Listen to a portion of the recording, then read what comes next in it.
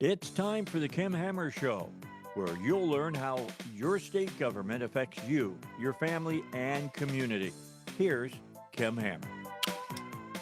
Good Saturday afternoon. Thank you for joining me on the Kim Hammer Show. If you would like, I'm going to go ahead and give you a website that you can pull up if you want to follow along, because we are going to have two legislators on today to talk about legislation that they're running during this legislative session. You can go to www.arcleg.state.ar.us, www.arcleg.state.ar.us, and you can go up and that'll be the website, the official website for the legislature.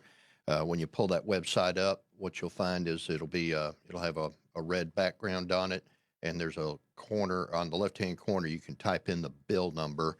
It says search for bills, and you can type it in, and it'll actually pull the bill up. So if you want to follow along on any of the bills that we're going to be looking at today, I'll tell you right now, we're going to have Mary Bentley on, who's joining us all the way from Missouri. She's up seeing her mom. So Mary, thanks for joining on the Kim Hammer Show today, and we're going to look at two of her bills. Both of them I actually co-sponsor on, House Bill 1215 and House Bill 1211. And we're going to talk about granting full practice authority to certified nurse-midwives. And then we're going to talk about House Bill 1211, which is an act to require that religious organizations are protected during an emergency, to declare emergency for other purposes. And in the second half of the hour, we're going to have Representative Lowery. His House bills are 1231 and 1218, 1231 and 1218. If you want to look at those bills so you can read them as we discuss them today, that's at www.arcleg.state.ar.us. Again, thanks for joining in on the Kim Hammer Show today. Hope that you'll enjoy it. If you're about to go out of listening range, you can tune in to the Kim Hammer Show Facebook page and pick us up there. You can share it with your friends. Go back and get a video of this show later so you can share it with your friends. Right now, though, we got Mary Bentley calling in. She's state representative. And Mary, thank you for being on the Kim Hammer Show today. Well, thanks for the invitation, Kim. I appreciate you, and thank you as well for being a co-sponsor that I can count on, being a friend on the other end of the house, as we call it. So thank you so much for the time to talk today and for helping me with these two bills. I'm really excited about both these bills. I think that they will greatly benefit our state, and definitely glad to talk about them and get them pushed all the way through the governor's desk. Very good. Just for a second, how long have you been a legislator, and what geographical territory do you cover there, Mary? This is the start of my fourth term, so this is the beginning of my seventh year to be a state representative, and I cover District 73. So we start 39 miles west of the Capitol in Perry County. So I have covered parts of Perry County, parts of Pope, and pretty much all of Yale County. So cities like Dardanelle, Danville, Atkins, Perryville, those are the areas that I cover. Good deal. Mary and I actually served in the House together for a couple terms before I went on down to the Senate end, so I've known her for a long time. And, you know, Mary, one of the things about the legislative session is the bills start to pile in after about the second week, and we are about to enter our third week of the session. There are a lot of bills that are starting to come through. One thing I think that's always good is to do like we're doing today and just have an open discussion about what the bills are about, what they are intended to achieve. Whether you agree or disagree, that's up to you personally. What I want to do is just make sure that information gets out and create a dialogue, because we get asked to do a lot of things as legislators from all of our constituents. I think we all try to be good listeners. Sometimes we even run things that we might not even be so certain of ourselves, but we want the voice to be heard, and we want opportunities to be presented. And I know you've kind of upheld that standard throughout your legislative career, and that's what I appreciate about you. All right, let's talk about. For sure. Okay, let's talk about House Bill 1215. Why don't you tell everyone about what it's intended to do and why you're running it, and just give us some background about it. House Bill 1215 is a very simple bill. It will allow nurse midwives in the state of Arkansas to practice what they've been licensed for and trained to do. Unfortunately, right now, we have not allowed that to happen because we have put upon them a collaborative practice agreement that they have to get from a physician in order for them to practice to be able to deliver babies in a hospital. So in Arkansas, we'll just do a real quick background. We have three ways for women to decide how they want to deliver babies. They can use a lay midwife or a licensed midwife who has graduated from high school, received extra training, and can deliver that baby at home.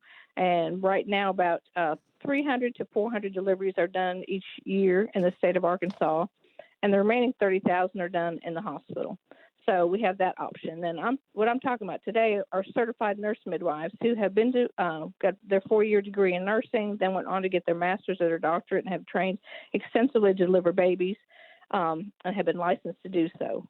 And like I said, unfortunately, in the state of Arkansas, because of the unnecessary restrictions we put on them, they've been not allowed to practice. In Arkansas, like in so many other areas, we are the last on the list. So we have the least amount of nurse midwives practicing in the nation, and we have the least amount of deliveries being done by midwives in the nation, and the certified nurse midwives in the state of Arkansas. So in 2018, less than 1% of the births in Arkansas were done by a certified nurse midwife. So I will give a brief personal story, if that's okay, and really it explains this bill. 35 years ago, when I wanted to deliver my daughter Melissa, I was a registered nurse working at Children's, but did a lot of studying like a lot of women do. I, with my first child, studied like crazy to see how did I want this childbirth to proceed and which way did I want to go with it. So I really, as I studied, wanted to have a certified nurse midwife. Unfortunately, although, I live out in the country like a lot of my constituents do, Kim, I'm 45 minutes from a hospital. I would have loved to have had a certified nurse midwife in a hospital, but because of the restrictions we have, we don't have certified nurse midwives in the hospital. So even though I had full insurance and could have had that completely taken care of with those payments on my insurance, I chose to have my child at home with a certified nurse midwife who was trained. She moved here from California, had great experience. And so that's what I did. But I can tell you, I had 2 great experiences. But 35 years later, when my own daughter decides she wanted to do the same thing and have a home birth, but we didn't have any certified nurse midwives around, and she used a licensed midwife instead, and did not have as good of experience, and then being rushed to the hospital right at the very end to have an emergency C-section. So kind of that personal story shares why I'm really passionate about getting this bill passed, okay? So what we have done with our policies, Kim, is that we have allowed physicians are really in competition with certified nurse midwives, right? We have allowed the competitor to put up a gate to allow certified nurse midwives to come in there, and I'll have to explain financially why is that? Why does that exist? What's the problem? So we know that 70% of the births done in our state are paid for by Medicaid, correct? So certified nurse midwives are only paid 80% of what a physician is paid. So they get less money, but in order to practice in order to practice in a hospital, they have to have a collaborative agreement with the physician. So they're going to have to pay the physician to have that agreement. And unfortunately, very few obstetricians have agreed to sign for a certified nurse midwife to practice. So they haven't been able to get that agreement from a physician because they're viewed as a competitor, rightfully so, right? So we've allowed competitors to completely block out certified nurse midwives from practicing. Currently, you said there's only about 300 to 400 that are delivered in the state through midwives. Did I understand you right? Lay midwives at home. Okay, and so I'm talking about a totally different, certified nurse midwives that we pretty much have blocked out in our state from practicing. Okay. So I noticed in the bill on the second page, page 8 through 11, it talks about when women and infants do not have access to routine quality health care, there's an increased risk of maternal infant mortality and morbidity, including morbidity, correct. There you go. So what is this bill intended to do as far as helping increase in that area? Because right now, if I remember right, we as a state are not on the right side of the scale when it comes to this area. Exactly, Kim. Unfortunately, we're on the wrong side of it. We're way down at 48th in the nation. We have one of the highest rates of maternal mortality. We have a large amount of infants that are born preterm.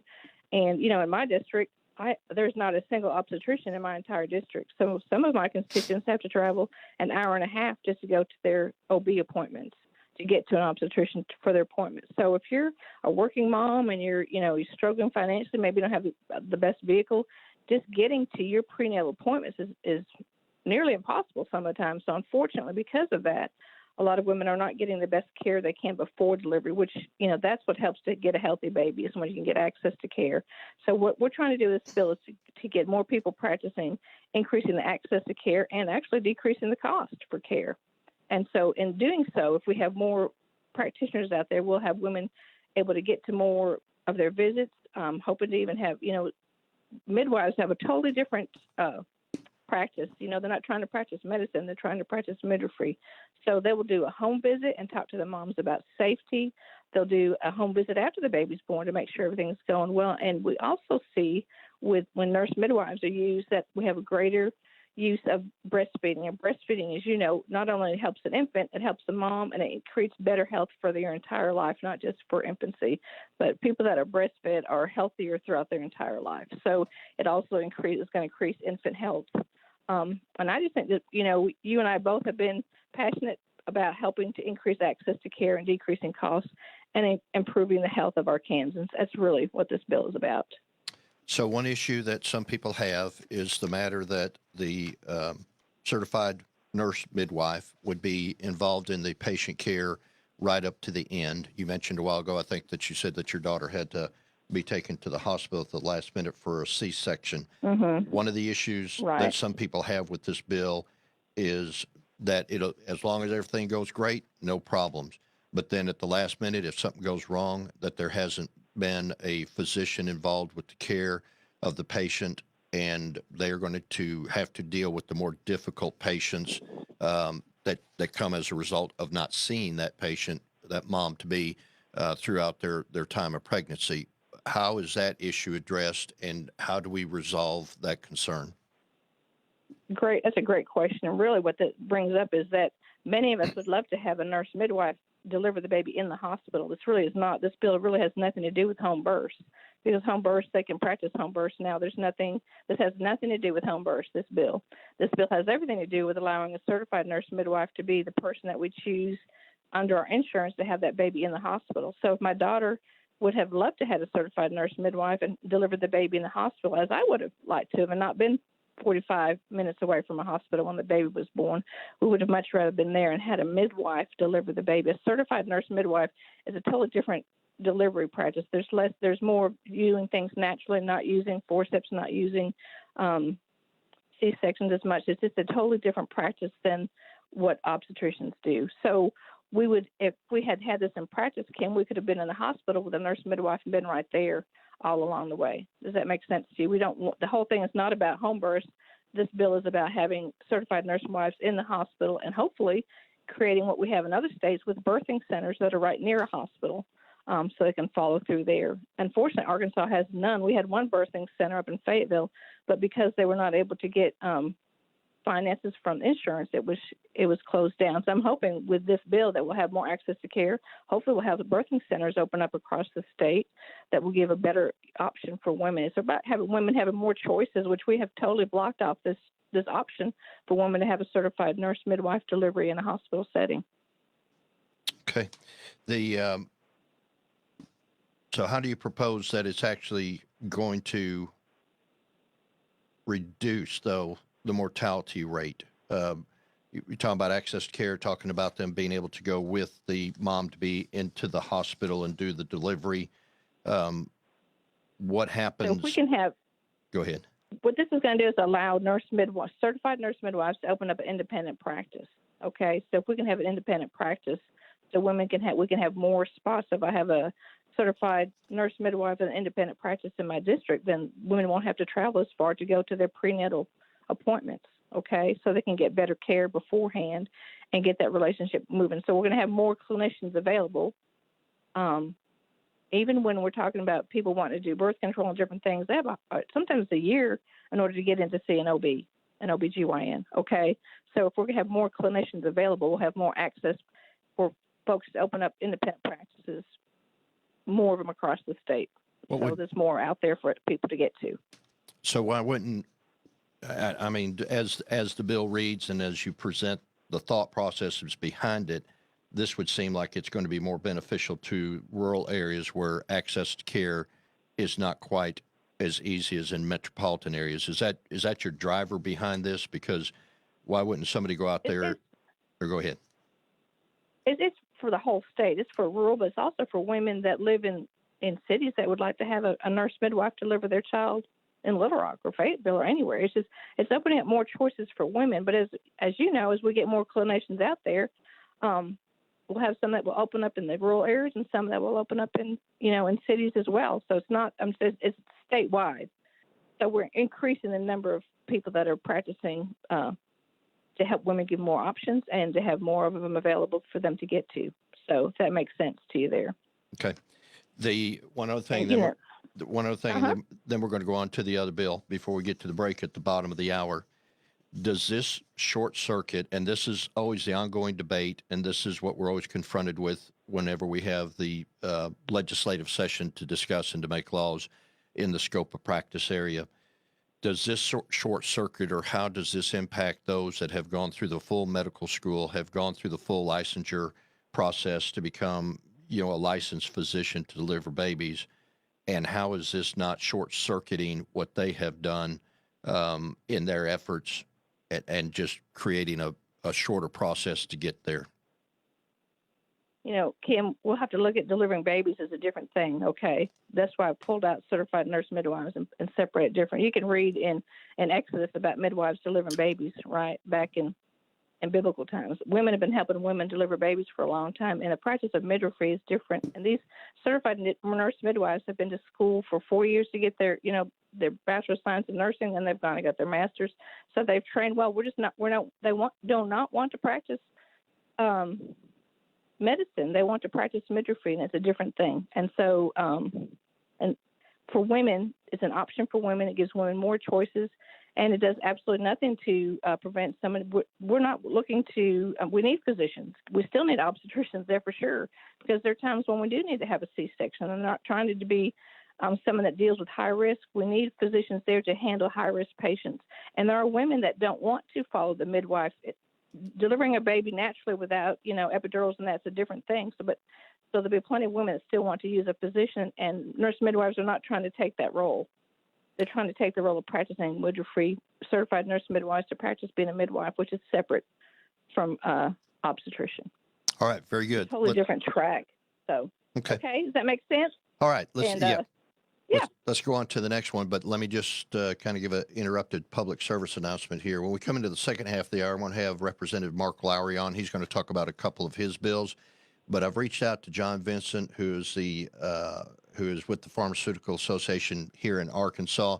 He's actually going to join us around 12:45 to 12:50. I'm going to give him a chance to give an update about the vaccine distribution here in the state. I know down in Saline County, they're giving the vaccine to the teachers.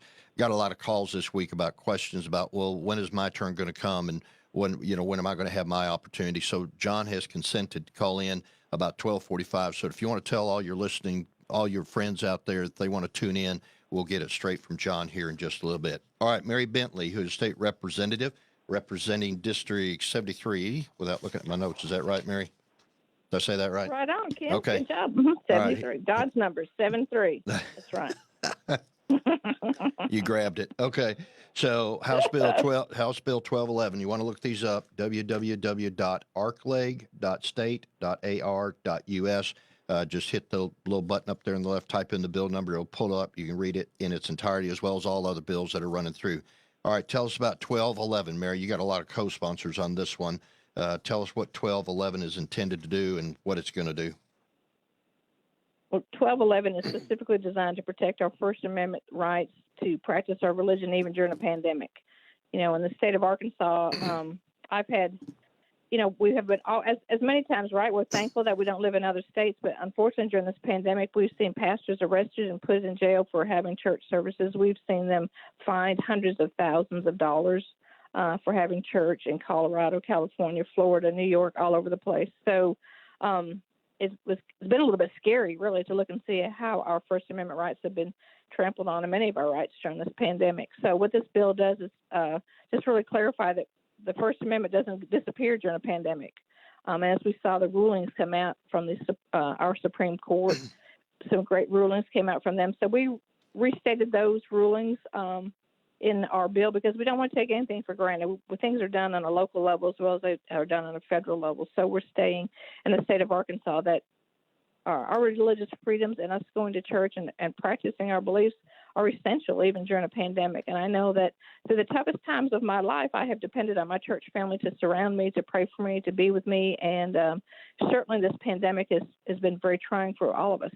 So we did not want to stop that support that people get from church from happening during a pandemic. And that's pretty much it in a nutshell there. We want to make sure that churches aren't losing their tax status for operating during a pandemic and being a church and doing those things. We know that churches do so many great things, offer charitable care, help people, deal with stress and so many things, support families with food during crisis situations. So it's really wanting to protect those churches during this pandemic. So that's part of it in a nutshell, but sure, open any questions or comments that you've got. Sure. And this is not born, although there has been some, there's been some statements made regarding churches, and I'll just, people know I pastor a church. If you don't, you do now. That I pastor a church. When the pandemic first broke out, we actually dismissed services, I think, for about 2 months, which, great things happened. Even in terrible times, great things can happen. And out of that, a lot of churches have now gone online with their services and created new options that maybe they were never motivated to do in the first place. But, as we have resumed services, we've had members that have had the COVID, but they haven't gotten it at church, and pray to God that doesn't happen. But I guess the question is, you're running this, we're running this, a lot of people are sponsoring this, not so much because of what has happened here in Arkansas now, but what has happened in other areas that are under liberal control. And the intent is to build that barrier now instead of wait to the time that it happens and then have to deal with it at the time that it would happen in the future. That's my understanding of what we're trying to do. Am I wrong on that? Correct. No, you're right. And, we never know who's going to sit in the governor's mansion, right? So we want to make sure while we have a great conservative majority that we pass some things to preserve our First Amendment rights and, many of them.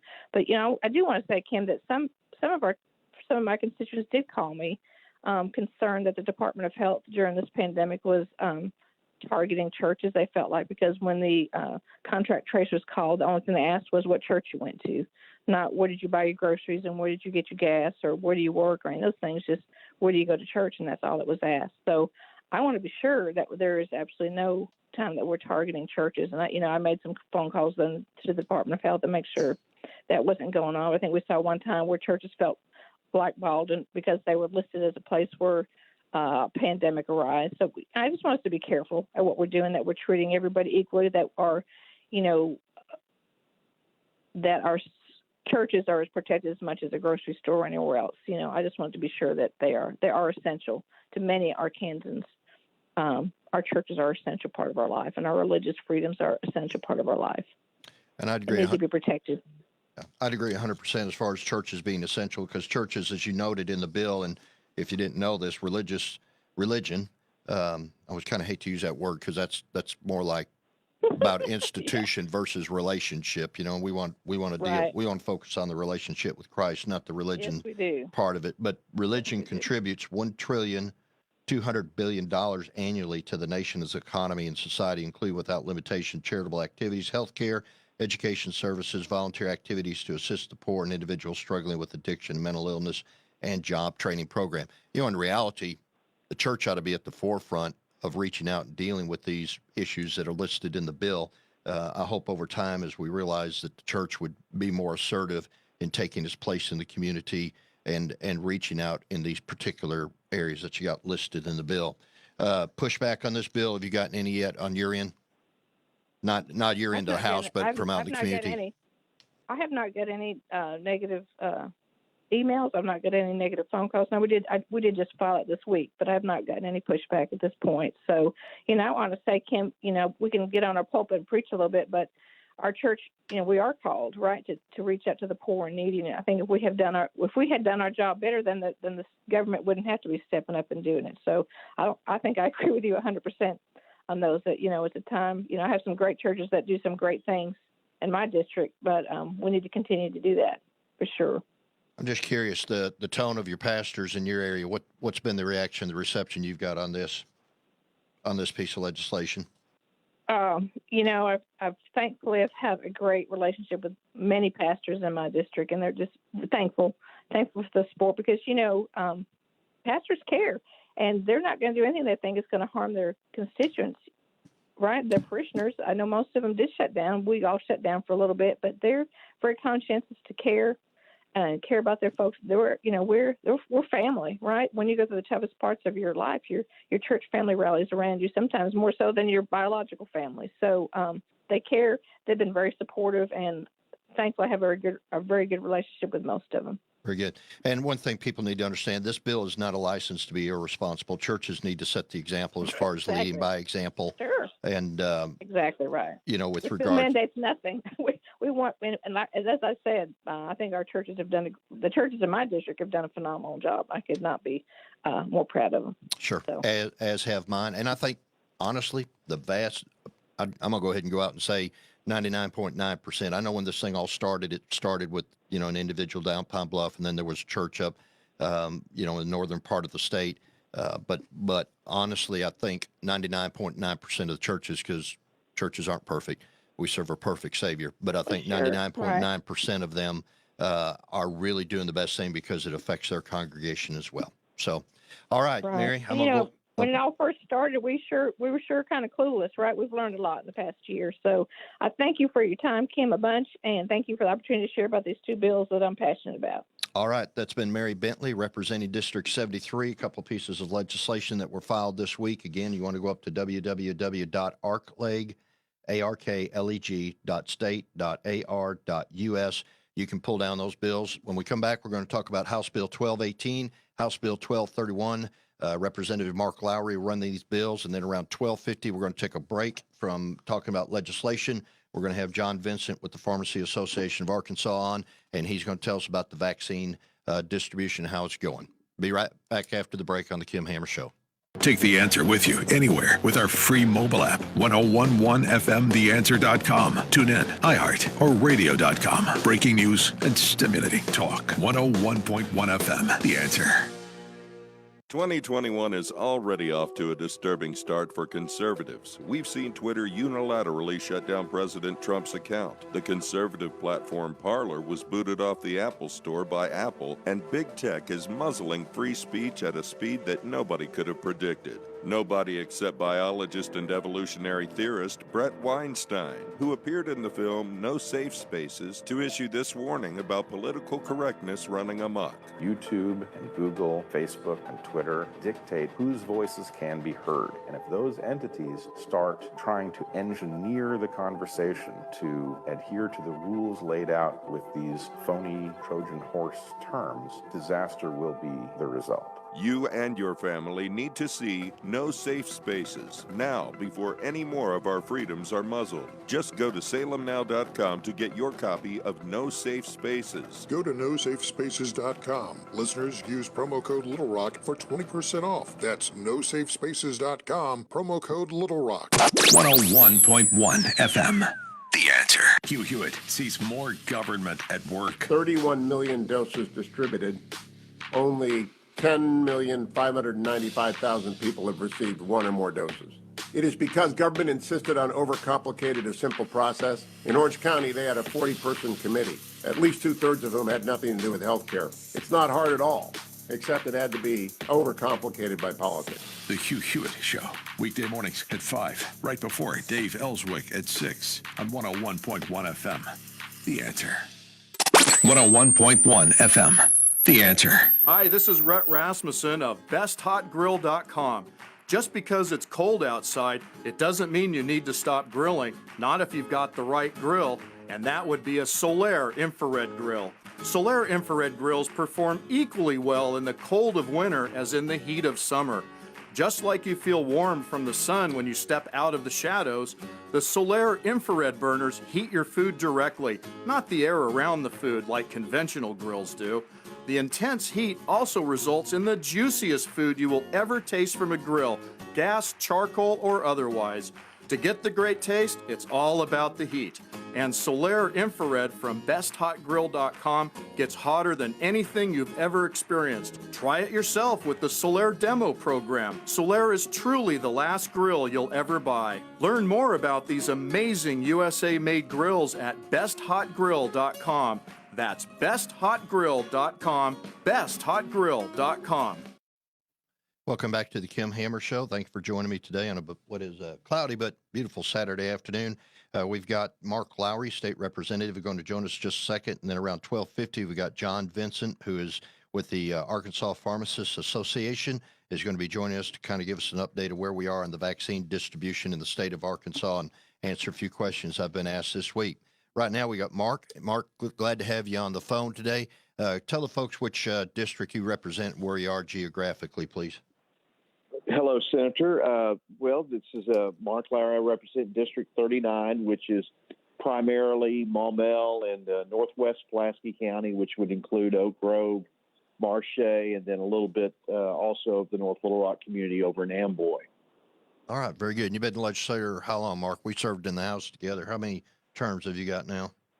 I am in my fifth term now. I've served four terms, all of those on the Education Committee, and again, I'm on the Education Committee this term as well. So these topics, these bills that we're going to talk about, are really something that I've been following for quite a while in my work in education. All right. So what I wanted to do was give you a chance to talk about your two pieces of legislation. We've been getting a lot of emails and text messages and et cetera. So let's talk about House Bill 1231 first. Talk about what it is. And again, if you want to check out these bills, www.arcleg.state.ar.us, and you can pull the bills down off of the legislative website. Talk about House Bill 1231, what it is and what it's intended to do and what your thoughts are behind it. Well, good. And I appreciate you allowing me to start on that bill. It specifically bans the teaching of the 1619 ideology.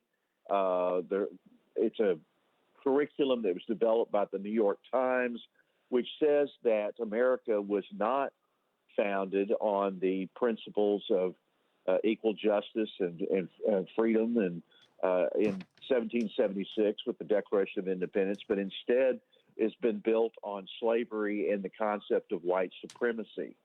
And it actually even tracks and says that, America, the argument is even made that America did not want to separate as the colonies from Britain over, and they did separate over the slavery issue, which is absolutely not true. Matter of fact, England ended up adopting its abolition of slavery based on what the colonies or what the United States actually ended up taking up in the 1600s and 1700s. So it really, the 1619, I don't call it project, I call it the 1619 indoctrination. The ban on that is not about banning the teaching of African American history. I think that is extremely important. Us teaching about civil justice, talking about the civil rights movement. But this is an absolute undermining of our historical perspectives based on the Declaration of Independence, our Constitution, establishing those principles. One of the big discussion, I tell you what, talk about 1218 for just a second, and then let's just have a conversation about the two bills in their package. So 1218 is about what? Okay.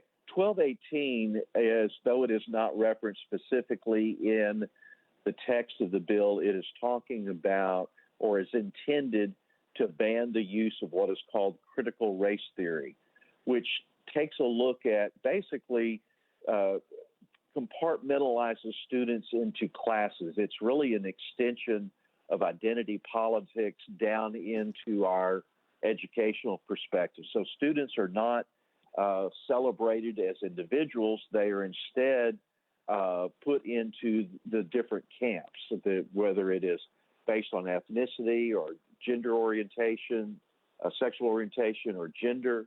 And we no longer end up celebrating the individual or the individual's ability to be able to overcome situations that may have either generationally held them back, or even in their own familial situation.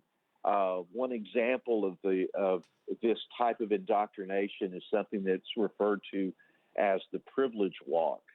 and that is something that was identified as having been taught here in Arkansas through the Arkansas School of Math and Sciences. A number of us met with Dr. Bobbitt, the president of the University of Arkansas system, and that indoctrination was taken out of the School for Math and Science. Well, now, by the filing of this bill, I have found out that the Privilege Walk is actually being instituted in a number of our public schools. And I probably would need to describe this activity for people to understand how harmful and divisive this exercise is. Well, go ahead. Take about 2 minutes. I'm on limited time, but take 2 minutes. Well, sure. The Privilege Walk takes students. It's done as far down as middle school level. So we're talking about the potential of sixth graders participating in this, but it's also done in diversity training at the higher ed level. The students all line up in one straight line, and then based on statements that are made, if the statement applies to you, you're to take one step forward. If it does not apply, you take a step backward. Now, let me give you an example of some of these statements. If both of your parents were white-collar professionals, like a doctor, a lawyer, et cetera, take one step forward. If your ancestors were forced to come to the United States by choice, take one step back. If you were told you were beautiful, smart, and capable by your parents, take one step forward. If you have a disability, take one step backward. Well, the end result then is that you end up showing the differences. You show a great gap, and it all focuses around this issue of privilege and pointing out the ones in the class who are privileged and those who are not privileged. And it's a very demeaning exercise.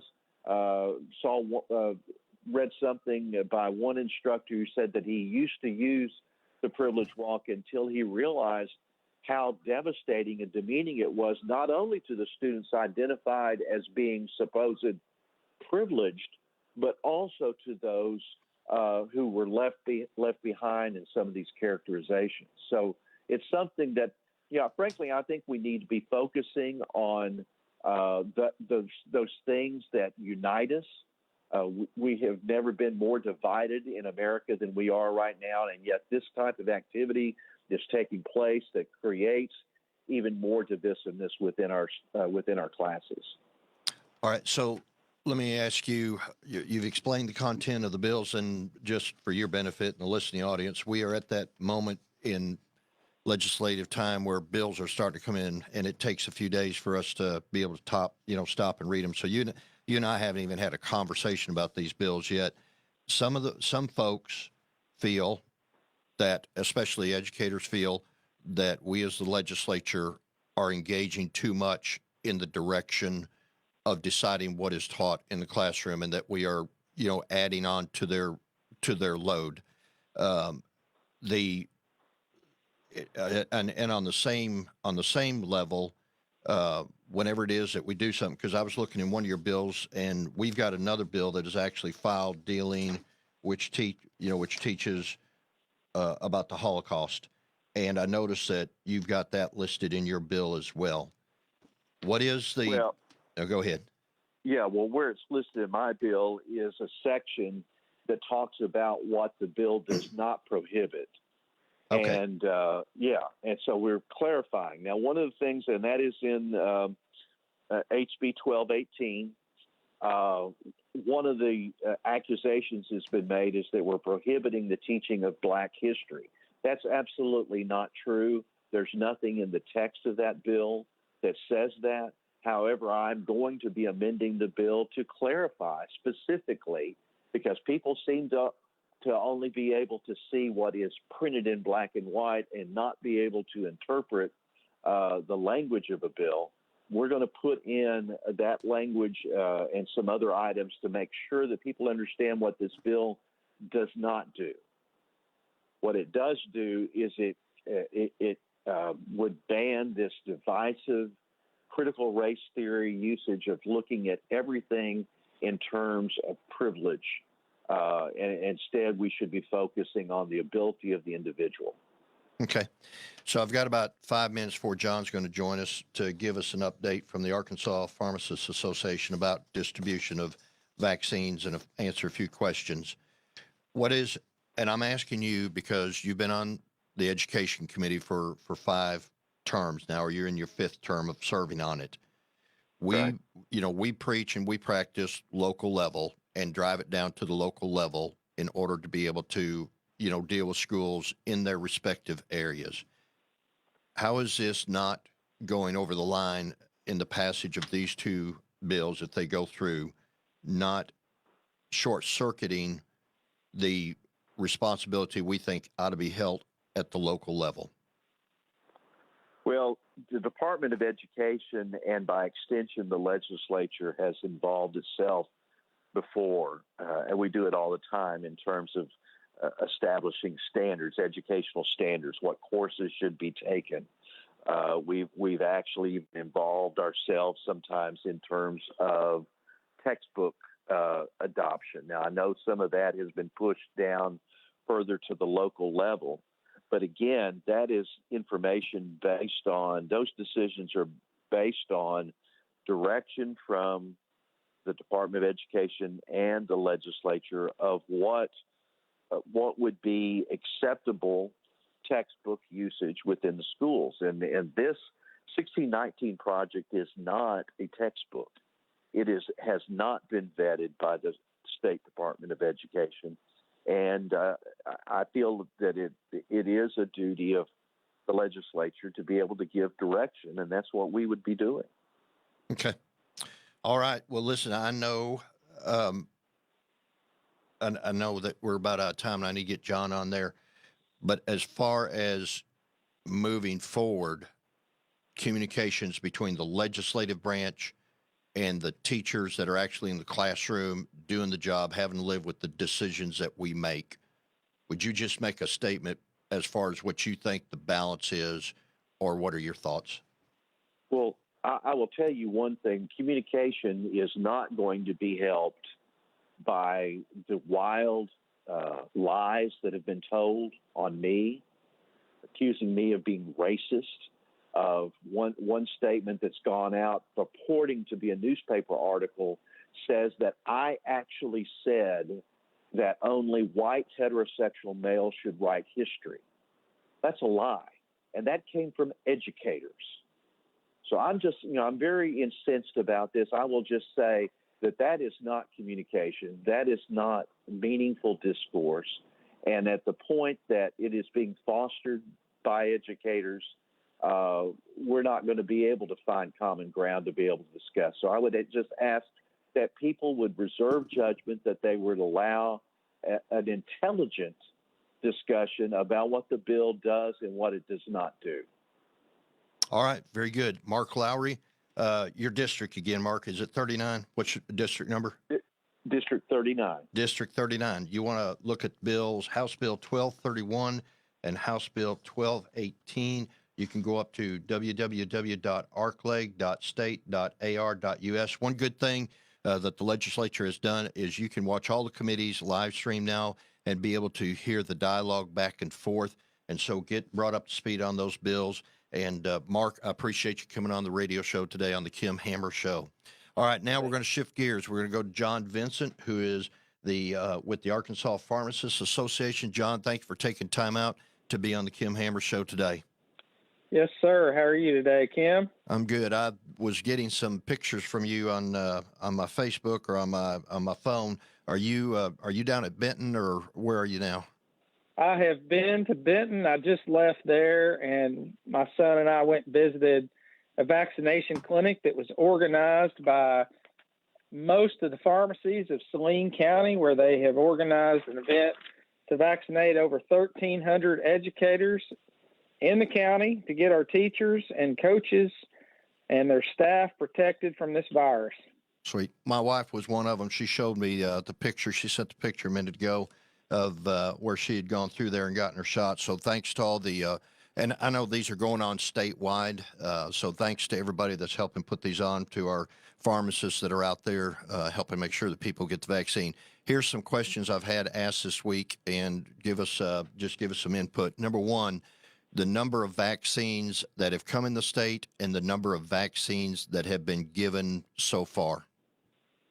Yes. So Arkansas, when we've moved into 1B, we have picked up the pace dramatically.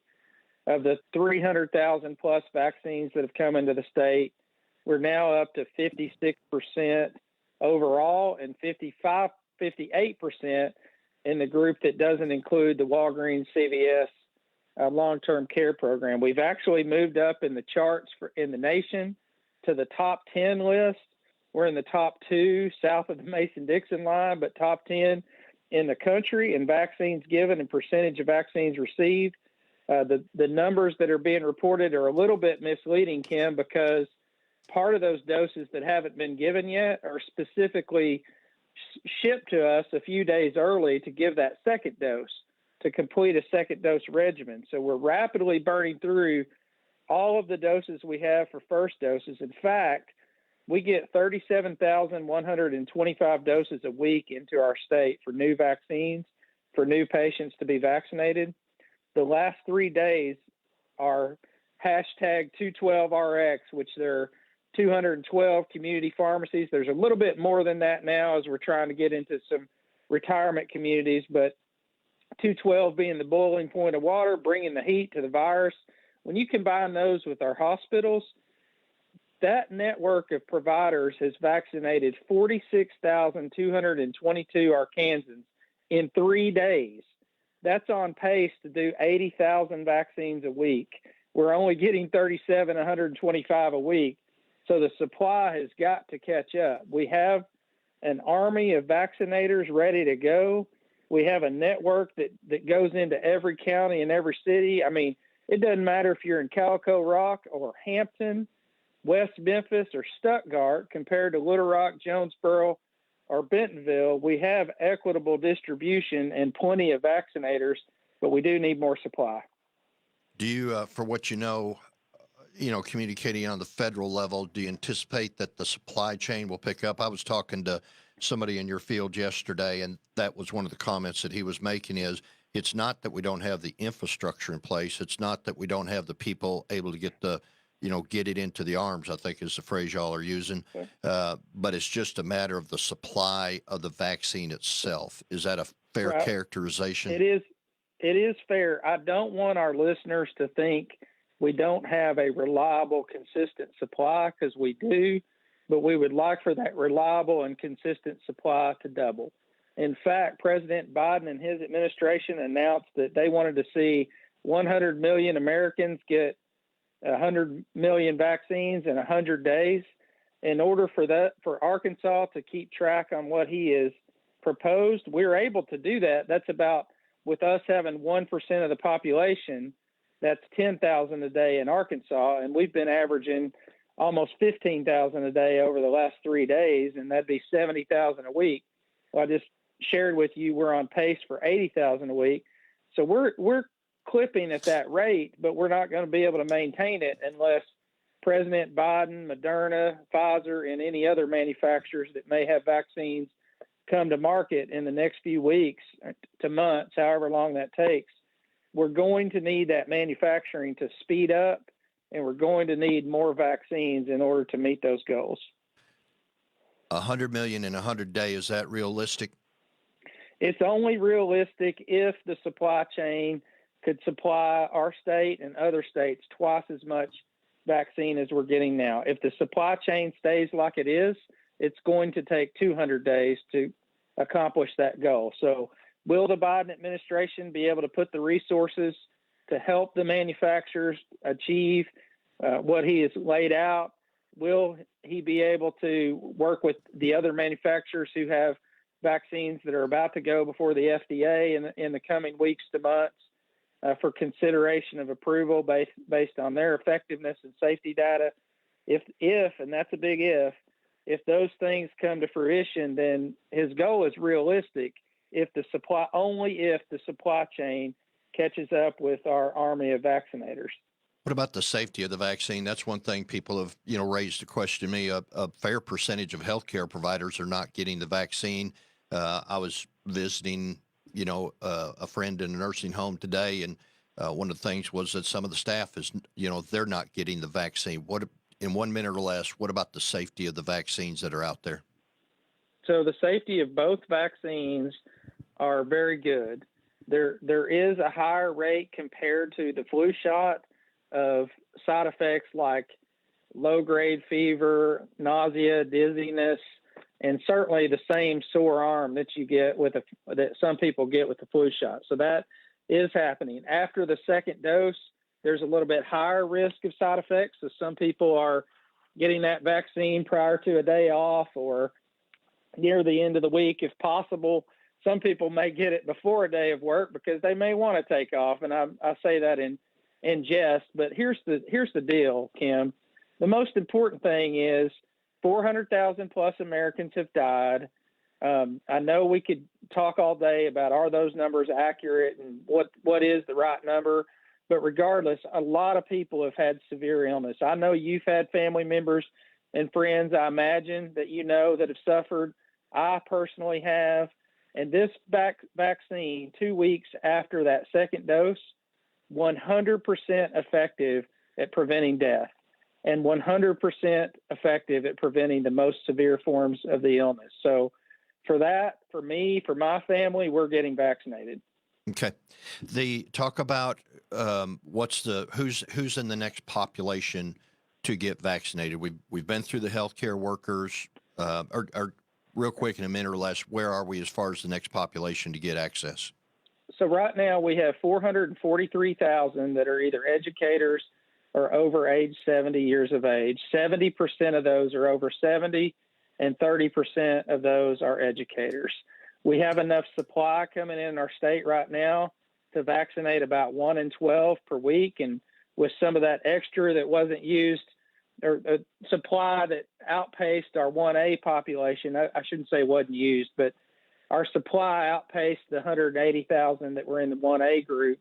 So we did have some reserves from that group that we're also using to vaccinate 1B patients, but essentially it's going to take 8 to 10 weeks to move through that entire population if we have a high acceptance rate. And I think at least in some parts of that population, the vaccination rates that are being accepted is greater than 90%, particularly in older Americans. We do have some challenges in minority populations, and our state is certainly working to break down barriers and to make sure that that trust is there and the education is needed to get as high of a rate of vaccination as possible. But a lot of our over 70 patients, Kim, remember polio, and they remember getting vaccinated as a kid and what a life-changing event that was. And because of that memory, they are at a higher, much greater yes to being vaccinated, combined with that group of patients has the highest risk. All right. So after that, I guess if you were going to ask after that, the state hasn't fully decided, but it'll be other essential workers besides educators. And there's about 800,000 total, with 443,000 of them being plus 70 in teachers right now. Okay. One thing I want to stress, I only got a minute. So one thing I've heard from pharmacists is if you signed up to get your shot, go get your shot, because otherwise it results in wasted vaccine because it only has a shelf life. Give me in 30 seconds or less, talk about that. Yes, it's got, once we give that first dose of the day, it only lasts for whether it's a 10-dose vial or a 6-dose vial. All those doses have to be given in 6 hours. So please keep your appointments. Please do your best not to be on multiple lists of pharmacies to have an appointment, especially not in multiple counties. Try to go to a pharmacy, or if a hospital is offering a clinic close to you and your zip code and your county, try to stay local to get vaccinated so that we can get those orders correct. All right. And we can get the vaccine where it needs to go. Got to cut you off. I'll get you back on next Saturday. You've been listening to the Kim Hammer Show. That was John Vincent with Arkansas Pharmacists Association. Join me next week. I have Tommy Land with the Land Commissioner's Office on.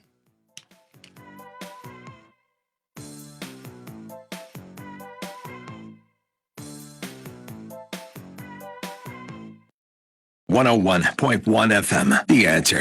KDXE FM, Kamak Village, Little Rock. A Salem Media Group station. 101.1 FM, The Answer.